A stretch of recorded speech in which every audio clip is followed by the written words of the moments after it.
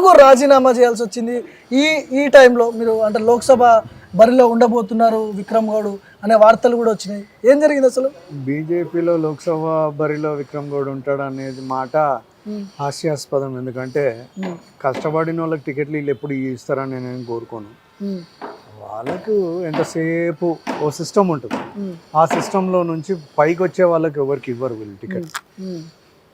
కార్యకర్తలాగా మిగిలిపోవాలి, కష్టపడేటోడు ఎప్పుడు కార్యకర్తలాగానే మిగిలిపోవాలి. అది మాత్రమే బీజేపీ సిద్ధాంతాలు మార్చేసారు కొంతమంది ఉన్న లీడర్లు ఇక్కడ.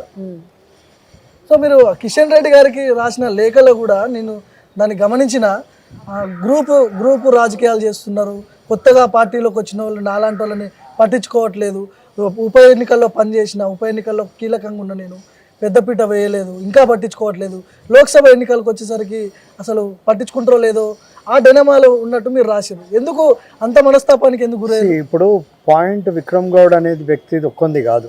ఇక్కడ చాలా మంది కార్యకర్తలు పార్టీ కోసము ఇల్లుని బిజినెస్లను వదిలేసుకొని ఓన్లీ అదే పనిగా పార్టీ బాగుపడాలనే కోరికతో తిరిగే వాళ్ళు చాలామంది ఉన్నారు. అలాంటి పరిస్థితి నుంచి ఈరోజు ఓన్లీ కార్యకర్తలు అంటే ఓన్లీ వాళ్ళకి పనిచేసేవాళ్ళు మిషనరీ లాగా వాడి వాళ్ళకి గ్రోత్ లేకుండా చేస్తున్నారే కానీ ఎంతసేపు మేము మాది మాకు అనేది మర్చిపోయి కార్యకర్తల కోసం కూడా కొంచెం ఎవరన్నా ధ్యాస పెడితే బీజేపీ పార్టీ అనేది బాగుపడుతుంది. పార్టీని విమర్శించడానికి కానీ పార్టీ కార్యకర్తలను కానీ నేను విమర్శించట్లేదు. నేను విమర్శిస్తుంది పార్టీలో ఉండి పార్టీ కార్యకర్తలకు పార్టీకి అన్యాయం చేస్తున్న కొంతమంది, వాళ్ళపైన వ్యతిరేకతను తట్టుకోలేక నేను పార్టీ నుంచి జరుగుతున్నా. నేను ఒక్కనే కాదు కదా, నాలాంటి వాళ్ళు ఎంతోమంది ఉన్నారు పార్టీ కోసం కష్టపడిన వాళ్ళు. నేను 3.5 సంవత్సరాలు అయింది, నేను ఏ రోజు పార్టీ లైన్ దాటలేదు, ఏ రోజు పార్టీని కాదని పోలేదు. ఏ బాధ్యత ఇచ్చినా నా ఉన్న శక్తి అంతా పెట్టి పనిచేసిన. అలాంటి వాళ్ళు నాకంటే ఎక్కువ కష్టపడ్డ వాళ్ళు కూడా ఉన్నారు. వాళ్ళకి ఎందుకు వాల్యూ దొరకట్లేదు అంటే వాళ్ళు ఓన్లీ ఓట్లకే పనికొస్తారా? ప్రతి ఇంటికి పోయి ఓట్లు అడగడానికే పనికొస్తారా? వాళ్ళు లీడర్లు కావడానికి పనికిరారా కార్యకర్తలు? వాళ్ళకి ఎందుకు ఇస్తలేరు?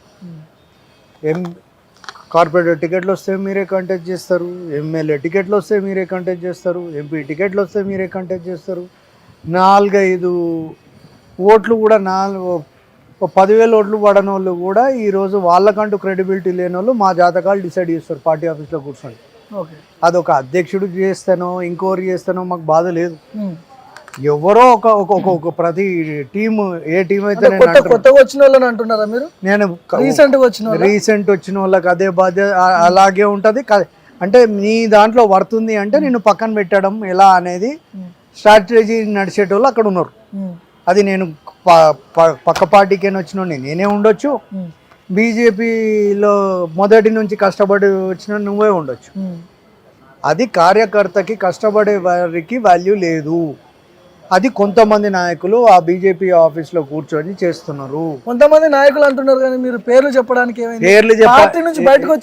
నేను పార్టీకి నుంచి బయటకు వచ్చినంత మాత్రాన నేను పేర్లు చెప్పినంత మాత్రం పేర్లు చెప్పకుండానే నీకు అన్ని చెప్తున్నా. పార్టీలో కూర్చొని సొంతంగా ఎలక్షన్ కొట్లాడకుండా ఏ ప్రజా ఆదరణ లేనోళ్ళు పార్టీ బోర్డు రూమ్ లో కూర్చొని ఛాయలు దాక్కుంటూ నువ్వేం కావాలో డిస్కషన్ చేసి నువ్వేం కావాలో డిసైడ్ చేసే వ్యక్తులతో పార్టీ నడవదు. ఇప్పుడు ఆ పరిస్థితి బీజేపీ పార్టీలో ఉంది.